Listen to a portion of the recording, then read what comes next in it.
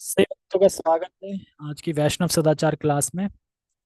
तो कार्तिक मास की महिमा आई होप सब लोगों ने श्रवण कर ली होगी। और मैंने पीडीएफ भेजी थी, किस किसने पढ़ी पीडीएफ यहाँ पे? कौन बोला था पीडीएफ ने पढ़ ली पूरी? अच्छा, 53 पेज थे ना, छोटे छोटे। हाँ, कुछ तो पढ़ी। एक पेज? एक पेज कितना बड़ा होता है एक पेज? हरे कृष्णा। तो वो पीडीएफ भेजी है मैंने, तो वो सबको पढ़नी चाहिए। तो इससे और अच्छा लगेगा जब हम खुद पढ़ते हैं तो। हिंदी तो सबको आती ही है। ठीक है। और हम शुरू करते हैं फिर। पहले मंगलाचरण करते हैं। ओम अज्ञानतिमिरान्धस्य ज्ञानाञ्जनशलाकया चक्षुरुन्मीलितं येन तस्मै श्रीगुरुवे नमः।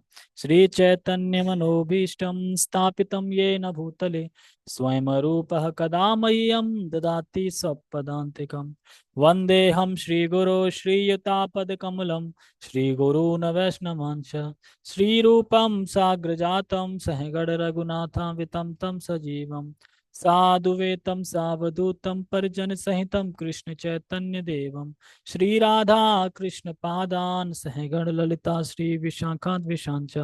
हे कृष्ण करुणा सिंधु दीन बंधो जगतपते गोपेश गोपिका कांता राधा कांता नमस्ते।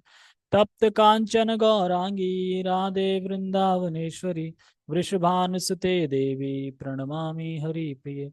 वाञ्छाकल्पतरुभ्यश्च कृपा सिन्धुभ्येव च पतितानां पावनेभ्यो वैष्णवेभ्यो नमो नमः। जय श्री कृष्णा चैतन्य प्रभु नित्यानंद श्री अद्वैत गदाधर श्रीवासादि गौर भक्तवृंद।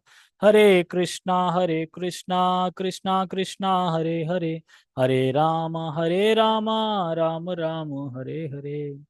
रामाय रामभद्राय रामचंद्राय वेदसे रघुनाथाय नाथाय सीताय पते नमः।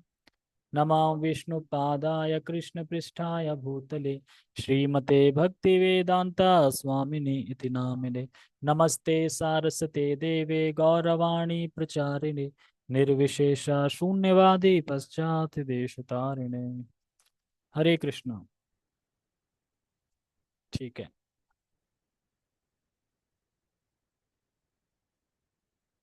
तो सभी का बहुत बहुत स्वागत है। तो हम वैष्णव एटिकेट यानी वैष्णव सदाचार का श्रवण करेंगे। और ये कहाँ पे थे हम? हाँ।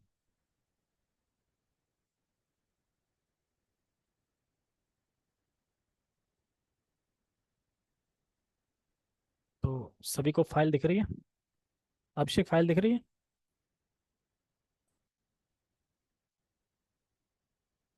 अब दिख रही है?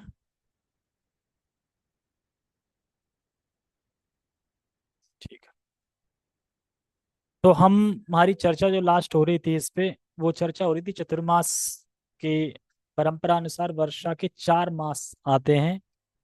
और इस मास में साधु एक स्थान में रहते हैं। इसलिए भी रहते हैं कि आप देखते हैं ना, बारिश के टाइम में जगह जगह घास उग जाती है। घास पेड़ पौधे उग जाते हैं, मेड़ भी होगी तो भर जाती है ना। रास्ता नहीं मिलता। और जीव जंतु भी बहुत होते हैं, चींटी मीटी बहुत सारे। तो साधु लोग जब चलते हैं तो उनसे क्या अपराध होता है, उनके पैर पे एक तो पेड़ पौधे कुचल रहे हैं, दूसरा कोई जानवर भी चींटी मीटी बहुत सारे होते हैं, कुचल रहे होते हैं। तो इसलिए वो अवॉइड करते हैं, एक जगह स्थान पे रहते हैं। ये भी एक कारण है, और भी बहुत सारे कारण हैं। चतुर्मास कभी देखा है बारिश के टाइम में कोई घूमने निकला हो? बारिश का टाइम हो तो बारिश टाइम में बहुत कम लोग हैं, घर पे ही रहते हैं। घूमने तो इस टाइम पे जाते हैं, है ना। तो बारिश के टाइम पे लोग कम घूमने जाते हैं। तो इसी प्रकार से जो साधु होते थे वो एक ही स्थान पर रहते थे, प्रवास नहीं करते थे, घूमने नहीं जाते थे। 4 महीने की निम्नलिखित तपस्या भी बताई गई थी। श्रावण में हरी पत्ते की सब्जियां वर्जित थी। भाद्रपद में दही वर्जित था। और अश्विन में दूध वर्जित है, जो अभी चल रहा है। सॉरी, अभी नहीं चल रहा है, निकल गया है। और कार्तिक में उड़द की दाल वर्जित है। तो ये वैष्णव नहीं लेते इनको। ठीक है। अब हमारा जो टॉपिक स्टार्ट हो रहा है वो हो रहा है, इसका नाम है अनुकूल तथा प्रतिकूल नियम। आप लोग इससे क्या समझते हैं, अनुकूल तथा प्रतिकूल नियम?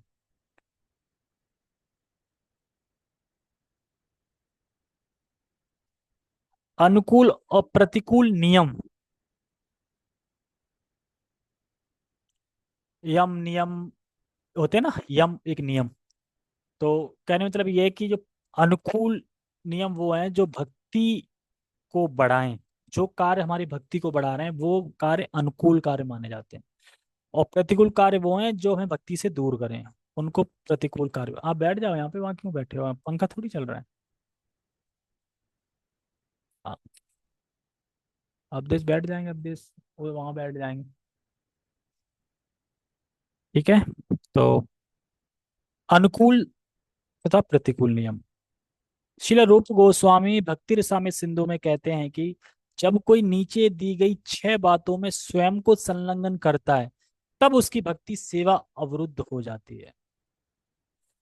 तो अगर कोई अपने आप को 6 चीजों में संलग्न कर लेता है, 6 चीजों में अपने आप को इंक्लूड कर लेता है, तो उसकी भक्ति क्या है, अवरुद्ध हो जाती है, रुक जाती है भक्ति उसकी।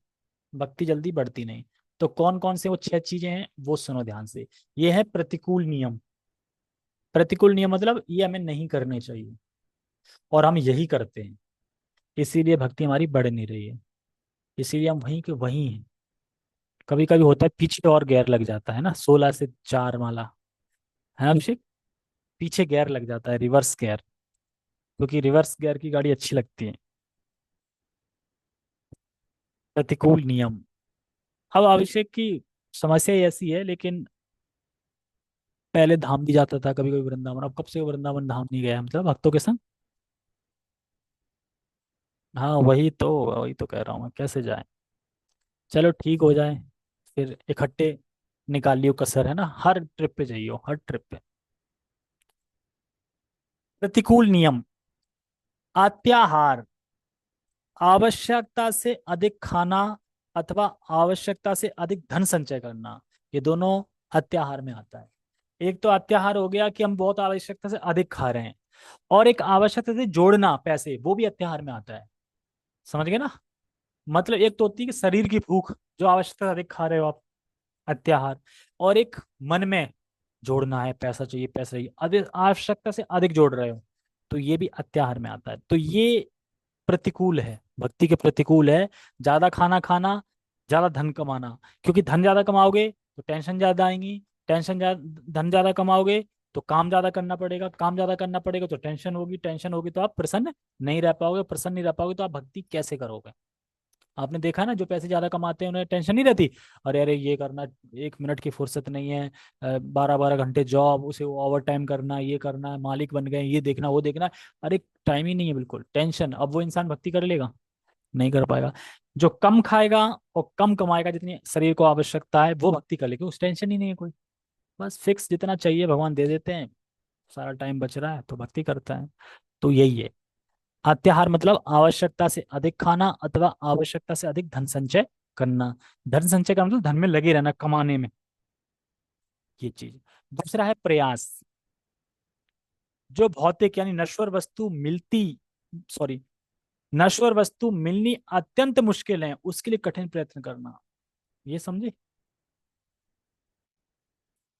देखो, आप मान लो किसी चीज को पाने के प्रयास में इतना लगे हो, इतना लगे हो, जबकि जो चीज के आप प्रयास कर रहे हो, जिस चीज को पाना चाहते हो, वो चीज क्या है, नश्वर है।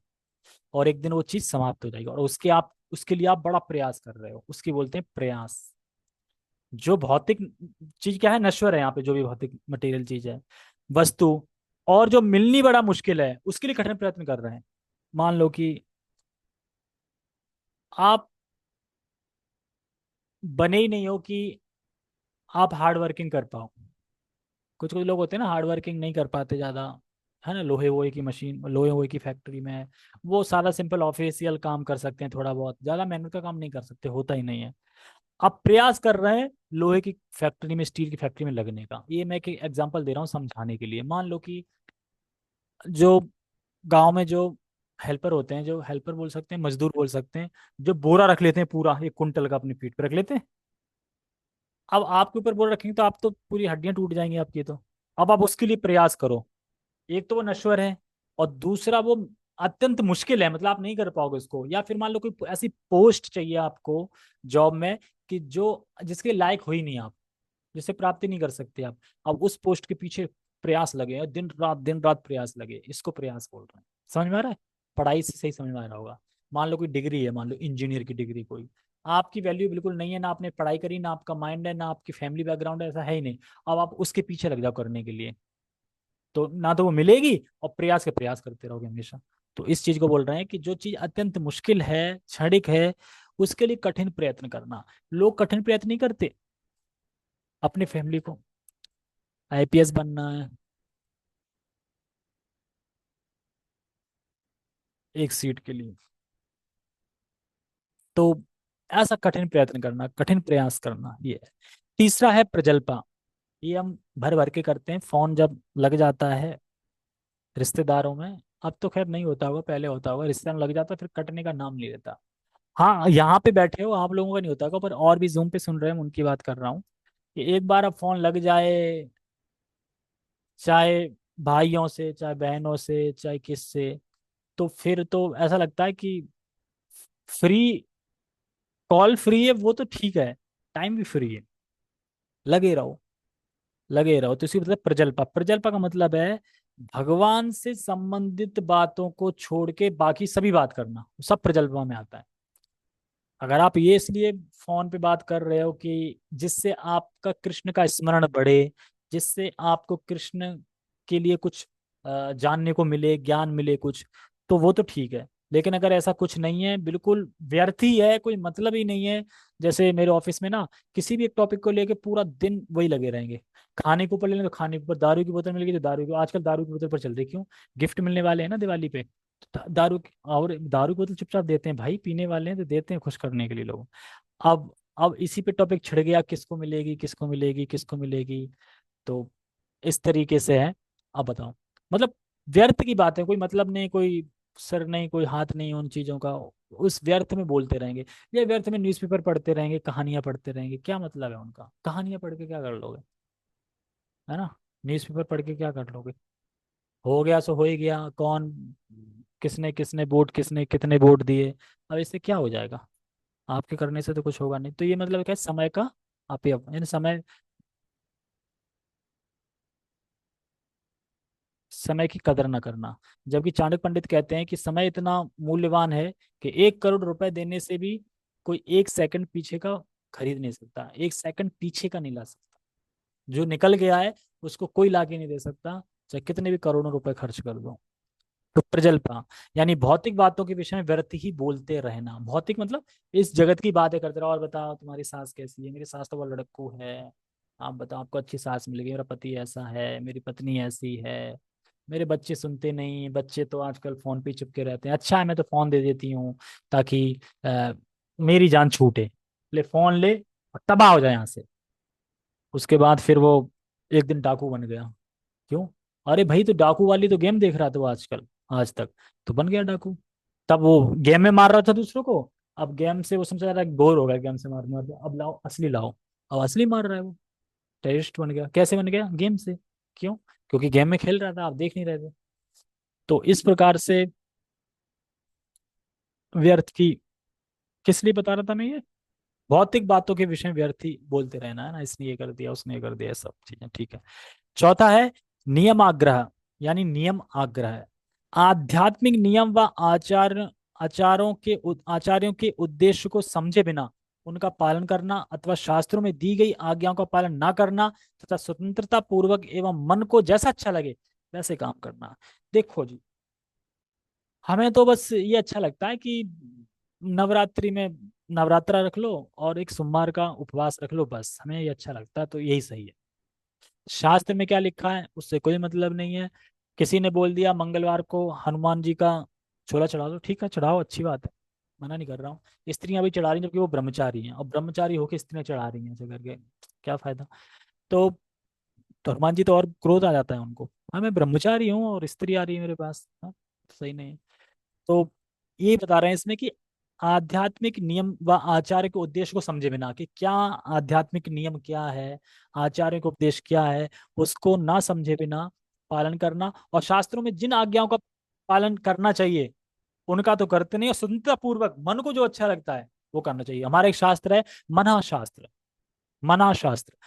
जो मेरे मन में भरा है वही शास्त्र है, वही अच्छा लगता है। लोग कहते नहीं है हमारे यहाँ तो ये होता है, हमारे यहाँ तो ये होता है, मतलब हमारे यहाँ होता है मतलब शास्त्र में क्या लिखा है वो होना चाहिए ना। हमारे यहाँ होता है मतलब देख, हमारे यहाँ तो ये रीत है कि जब तक मांस नहीं खाएंगे तो पाप लग जाएगा।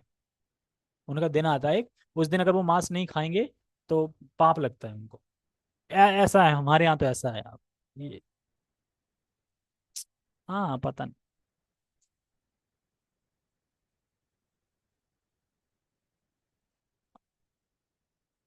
वो तो मछली को मानते ही नहीं कि नॉन वेज है वो तो एक सब्जी मानते हैं उसको, मतलब वो मानते हैं फल मानते हैं, वो तो एक फल है, फ्रूट है, इस तरह से।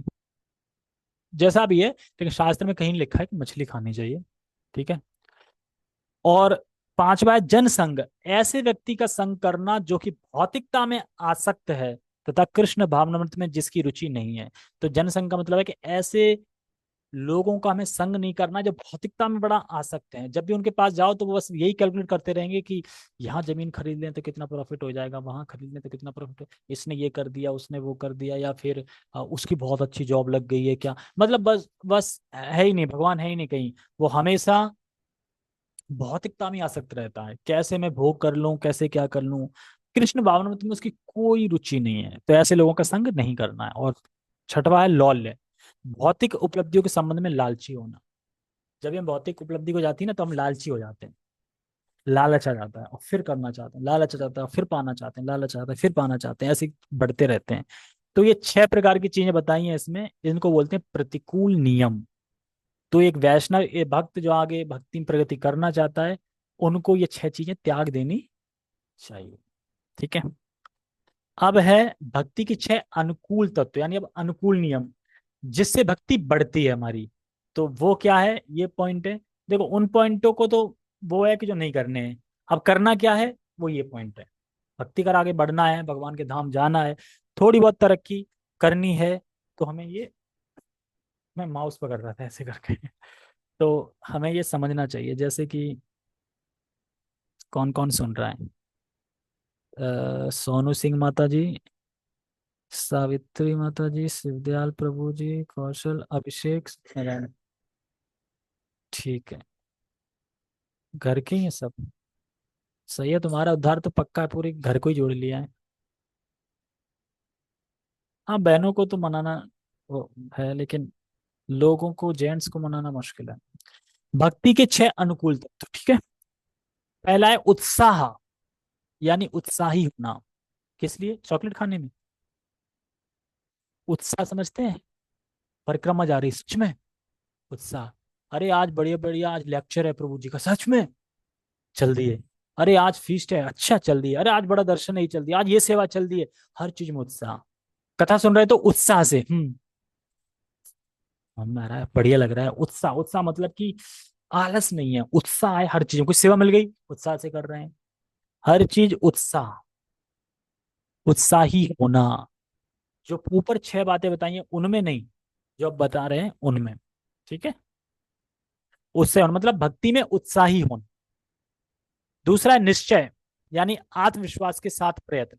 निश्चय मतलब निश्चय कर लेते हैं ना भक्ति में, जब प्रभु जी कोई इंस्ट्रक्शन देते हैं या कोई सेवा देते हैं या फिर हम कुछ भी करते हैं, तो आत्मविश्वास के साथ प्रयत्न करना चाहिए, मतलब पूरे मन से, निश्चय से, दृढ़ता से हमें उस चीज को करना चाहिए। ऐसे नहीं समझना चाहिए कि ये तो कहाँ फंसा दिया मुझे, अच्छा खासा जन्माष्टमी आई थी और मुझे सेवा दे दी कि तीनों घर को सजाओ गुब्बारों से, कहाँ फंसा दिया, मैं अपने घर को सजाऊं दूसरे घर को सजाऊं है, ये कोई बात होती है अभिषेक, ये ऐसा क्यों बोल दिया। ऐसा मतलब सोचना नहीं, आत्मविश्वास के साथ प्रयत्न करना, उस चीज को आप प्रयत्न करके साथ बढ़ना। और फिर क्या, धैर्य। अरे मैं 3 साल से 16 माला कर रहा हूँ कुछ नहीं हुआ, अरे मैं इतने साल से माला कर रहा हूँ, अरे कुछ नहीं हुआ, मेरी तो आसक्ति जा ही नहीं रही है, मेरा तो मन ही लग रहा है, क्या करूं। उतावले नहीं होना है, शांत रहना है, धैर्य रखना है कि भक्तियां बढ़ना है, शांत रहना है, और शांति से रह के अपने जो भी काउंसलर हैं उनके अनुगत होके भक्ति करनी है, गुरु महाराज के प्रति समर्पित होके, भगवान कृष्ण के प्रति समर्पित होके मैं भक्ति करनी है। धैर्य, धैर्य रखना है, मतलब ऐसा नहीं है कि, क्योंकि देखो जो कीमती चीज होती है ना वो बहुत देर में बढ़ती है, जैसे कि अखरोट, ये सब चीजें हैं ना, ड्राई फ्रूट वगैरह, इनके बीज डालने के बाद पेड़ बहुत दिन में बड़ा होता है, बहुत टाइम के बाद मिलता है, बाकी चीजें जल्दी जल्दी बड़ी हो जाती हैं। तो यानी जो महंगी चीज है ना, वो देर में परिपक्व होती है, देर में मिलती है, इसलिए धैर्य रखना चाहिए, शांति रखनी चाहिए। तत्कर्म प्रवर्तन, यानी नियमों के अनुसार आचरण, जैसे श्रवण कीर्तन विष्णु स्मरण गायन तथा श्री कृष्ण का चिंतन। तो नियमों के अनुसार आचरण करना, जो जो नियम बताए गए हैं भक्ति में शास्त्रों में, उन नियमों के अनुसार हमें आचरण करना है, जैसे श्रवण कीर्तन विष्णु स्मरण गायन तथा श्री कृष्ण का चिंतन, ये सब बताया गया है, तो ये सब चीजें हमें आचरण करना चाहिए। और संग त्याग, भक्तों का संग त्याग देना चाहिए। संग त्याग, नहीं, भक्तों का संग नहीं त्यागना चाहिए। असत्संग त्याग यही वैष्णवाचार, यानी असत्संग हमें त्याग करना चाहिए, अभक्तों के संग को त्यागना है। अभक्त कौन है? जो भगवान कृष्ण को भगवान नहीं मानते, भगवान कृष्ण की भक्ति नहीं करते, विष्णु को भगवान नहीं मानते, भक्ति नहीं करते, तो उसके अलावा अभक्त मतलब वो ये है जो कृष्ण को भगवान नहीं मानते, कृष्ण भक्ति नहीं करते, वो भक्ति है। देखो, जो कृष्ण को भगवान नहीं मान रहा है, यानी वो कृष्ण से द्वेष ही कर रहा है, तभी तो नहीं मान रहा है। क्योंकि वो किसी देवी देवता को मान रहा है, इसका मतलब वो उससे प्रेम करता है, इसलिए मान रहा है। हर कोई देखो, अगर कहते हैं ना कोई देवताओं के उपासक हैं, कोई गणेश का उपासक है, तो गणेश को भगवान क्यों मान रहा है? क्योंकि अगर किसी और को मानते तो गणेश को क्यों पूजा कर रहा था? पूजा करना ही मतलब है कि भगवान मान रहा है गणेश को। ठीक है। वो इस अंडरस्टैंडिंग से नहीं कर रहा है कि गणेश तो भगवान की शक्ति हैं, भगवान के अनुगत हैं, उनसे प्रार्थना करते हैं कि भगवान तक मिला दें, वो अच्छे वैष्णव हैं, मतलब भक्त हैं तो करेंगे, शिव के पुत्र हैं यथा शंभु। तो ऐसा नहीं है। सतोवृत्ति, छठवा क्या है? पूर्ववर्ती आचार्यों का अनुकरण। ये छह नियम बिना किसी संशय के अनुकरण। इसमें क्या लिखा है? अनुसरण, हाँ अनुसरण अनुकरण तो वो होता है कि एज इट इज उनके हिसाब से करना, और अनुसरण वो होता है कि उनके हिसाब से चलना, मतलब जैसे वो बता गए वैसा अनुसरण करना। जैसे अब ये नहीं है कि कृष्ण लीला कर रहे थे तो हम भी वैसी लीला करने लगे, तो ये अनुकरण हो गया, मतलब कॉपी करना उनकी चीजों का। लेकिन उन्होंने क्या संदेश दिया है हमारे लिए, उसको करना, उसे अनुसरण बोलेंगे। तो इसमें अनुकरण गलत लिखा है, उसमें क्या लिखा है? अनुसरण लिखा है ना। तो यानी सतोवृत्ति मानव पूर्ववर्ती आचार्यों का अनुसरण करना है। पूर्वाचार्य कैसे भक्ति करी, क्या बता के गए, चलना है। ठीक है। तो ये टॉपिक खत्म होता है, नेक्स्ट टॉपिक है छोटा सा, इसको और पढ़ लेते हैं, ब्राह्मण। तो ब्राह्मण का मतलब क्या है? ब्राह्मण जीवन का अर्थ है स्वच्छता का जीवन। ब्राह्मण हमेशा स्वच्छ रहता है। कैसे? वो नहाता है 3 3 बार। अब जो नहाएगा 3 बार वो स्वच्छ तो रहेगा ही ना। क्यों नहा रहा है 3 बार? क्योंकि वो अपने आप में सोचता है कि मैं गंदा हो गया हूँ। मान लो अब 3 घंटे से नहाया नहीं, तो ऐसा लगता है शरीर अब ना अपवित्र हो गया, नहा लेते हैं। ब्राह्मण वैष्णव 3 बार ही नियम है नहाने का, लेकिन कम से कम 2 बार तो नहाना ही चाहिए। सुबह शाम तो नहाना ही चाहिए। वैसे 3 बार कहते, एक तो मॉर्निंग में आपने नहा लिया, एक तो मॉर्निंग में आपने 3:30 4 बजे नहा लिया, उसके बाद आपने सारा कुछ अपनी साधना वगैरह की, उसके बाद धूप वूप निकल गई, ठीक है, पसीना सीना भी आ जाता है, बहुत सारी चीजें हैं, फिर बच गए, खाना वाना खा लिया, और या फिर खाना खा लिया सुबह, अब उसके बाद थोड़ा ब्रेकफास्ट ले लिया, आप थोड़ा झपकी ले ली, थोड़ा सो गए, तो उस हिसाब से 12 1 बजे पे नहा लो। और उसके बाद फिर से क्या, तो सुबह मत जगा करो जल्दी। सुबह क्यों जगती हो इतनी जल्दी?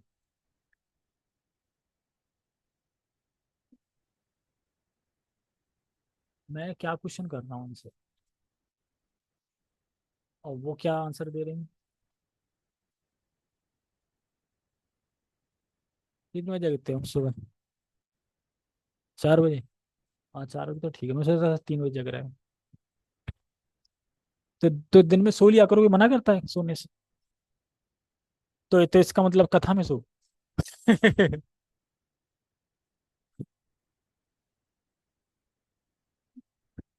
तो ब्राह्मण जीवन का अर्थ है स्वच्छता का जीवन।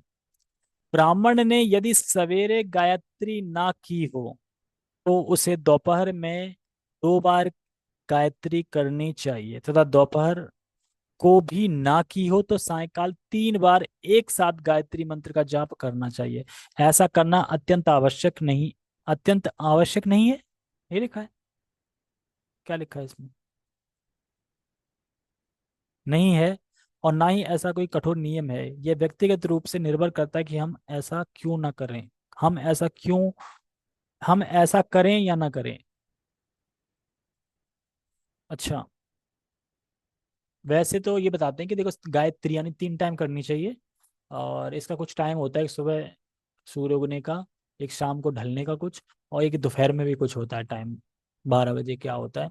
3 टाइम करनी चाहिए हर एक को, जो ब्राह्मण दीक्षा जिसने ले रखी है गायत्री मंत्र 3 बार करना चाहिए। लेकिन इसमें कह रहे हैं कोई कठोर ऐसा नियम नहीं है, व्यक्तिगत रूप से निर्भर करता है कि आप ऐसा कर क्यों करें या ना करें। मतलब कि ऐसा क्यों कि आप भूल गए, आप दोपहर में कर रहे हैं और फिर दोपहर की भी भूल गए शाम, ऐसा कैसे हो सकता है। आपको याद रखना चाहिए, तीनों करना चाहिए। जिन्होंने ब्राह्मण दीक्षा ली है उन्हें बिना भूले तीनों समय गायत्री करनी चाहिए, बता रहे ना।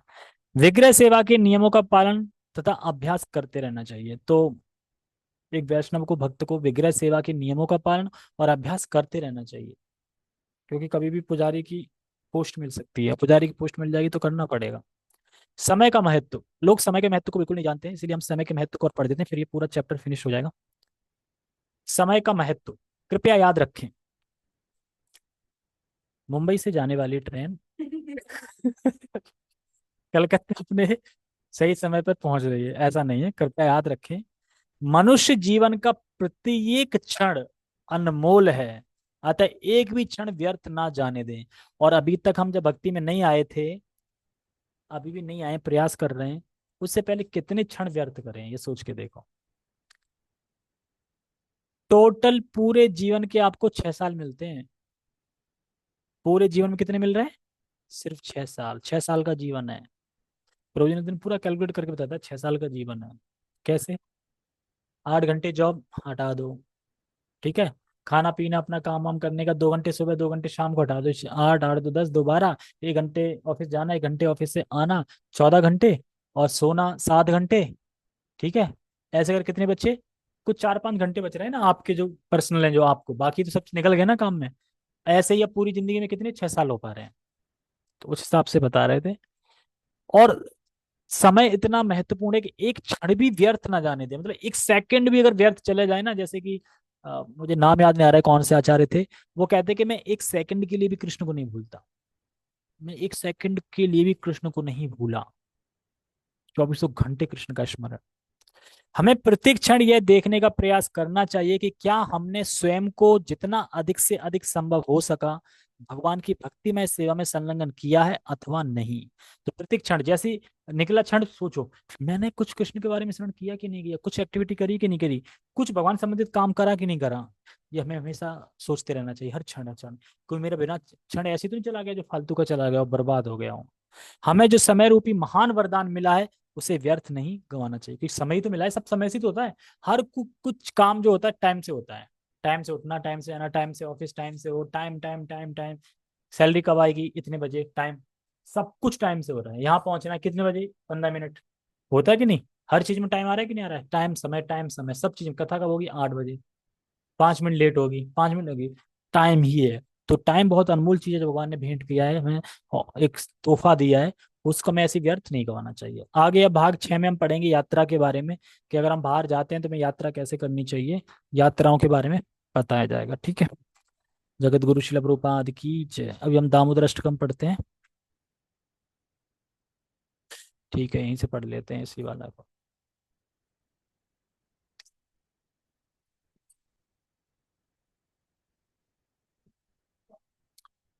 श्री श्री दामोदर भगवान की जय, दामोदर अष्टकम की जय। नमामीश्वरं सच्चिदानन्दरूपं लसत्कुण्डलं गोकुले भ्राजमानं यशोदाभियोलुकलाद्वमानं परामृष्टमत्यन्ततो धृतिगोप्या रुदन्तं मुहुर्नेत्रयुग्मं रजन्तां कराम्भोजयुग्मेन शान्तकनेत्रम् मुहुश्वासकम्पात्रे रेखाङ्ककण्ठा स्थिताग्रवदामोदरं भक्तिबद्धम् इति द्रक्ष्वलीलाभिरानन्दकुण्डे स्वघोषं निमज्जन्तामख्यापयन्तम् तदीयेषितागेषु भक्तिर्जितत्वं पुनः प्रेम तस्तं शतावृत्ति वन्दे वरम देव मोक्षां न मोक्षां वदिं वा न चान्ये व्रणे हम वर्षाद अपि हम इदं तेव पूर्णात् गोपाल बालम सदा मे मनस्या विरस्तं किं मन्ये इदं ते मुखं भोजम् अत्यंत नीले व्रतं कुन्तले स्निग्धरक्तेक्ष च गोप्या मुहुश्चुम्बितं बिम्बरक्ताधरं मे मानस्या विरास्तामलं लच्छलाभे नमो देव दामोदर अनंत विष्णु प्रसीद प्रभो दुःख जलाब्धिमृगम् कृपा दृष्टि वृष्ट्याति दीनं बतानु ग्रहाणे समामग्गमेद्य छिद्रस्य कुबेरात्मजो बद्ध मृत्येव यद्वत् त्वया मोचितो भक्ति भाजो कृतो च तथा प्रेम भक्तिम स्वकामे प्रयच्छ नमोचे ग्रहो में अस्ति दामोदरे नमस्ते स्तु दाम्ने स्फुरदीप्ति धाम्ने त्वदीयोदरायात विश्वसधाम्ने नमो राधिकाय त्वदीया प्रियाय नमो राधिकाय त्वदीया प्रियाय नमो अनंत लीलाय देवाय तुम्भ्यं नमो अनंत लीलाय देवाय तुम्भं हरे कृष्णा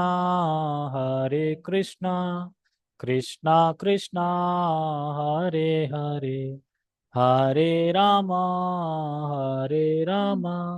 रामा रामा हरे हरे। अनुवाद श्लोक 1 का।